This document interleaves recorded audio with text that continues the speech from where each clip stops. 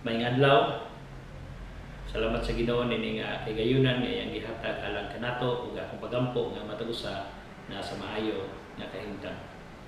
Aniya na po kita karon aron sa pagbasa sa pulong sa Ginoo nga makita sa panultihon kapitulo 17 bersikulo 17 nga nag-ingon. Ang usa ka higala mahigugma sa tanang panahon. Ug ang usa ka igsuon na tawo alang sa kalistanan. Dalaygon ang pulong. Usa na pud kini ka pagpahinumdom alang kanato nga nindot nga naatay higala. Kana bitong suod nimo nga pwede nimong makauban, maistoryahan sa panahon nga ikaw anaa sa mga pagginanglag advice, kinahanglan paglingkod. So ang tinuod nga higala kini nahigugma sa tanang panahon. Dili seasonal ang iyahang pag-ila nimo.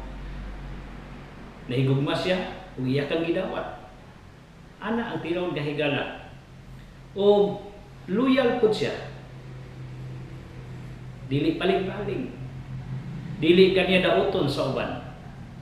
Ang tinuod nga higala kaya kaniyang proteksyonan. Ug siya matinud-anon, wala naman siya gisahan. Iyang tumanon. So ang tinuod pud nga higala nagasuporta. Nagasuporta sa imo sa panahon nga ikaw anaa sa pagkinahanglan. Suporta usahay sa pinansyal, usahay sa emosyon, or gusto lang kag may kaistorya, andam siya kanunay, maminaw nimo.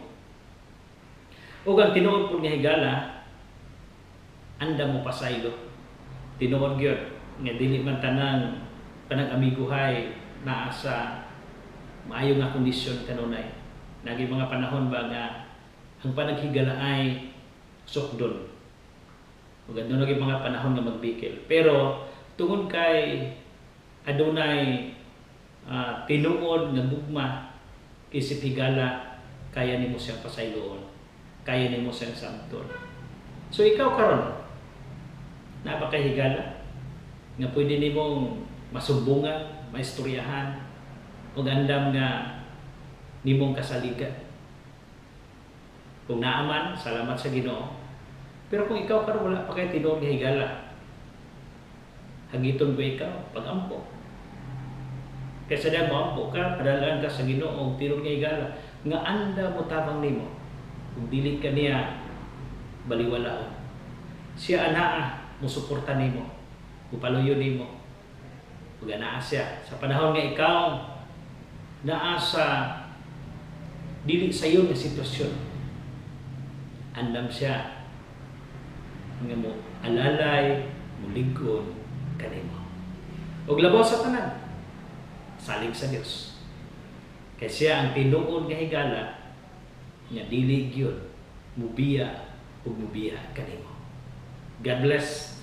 May adlaw kanatong tanan.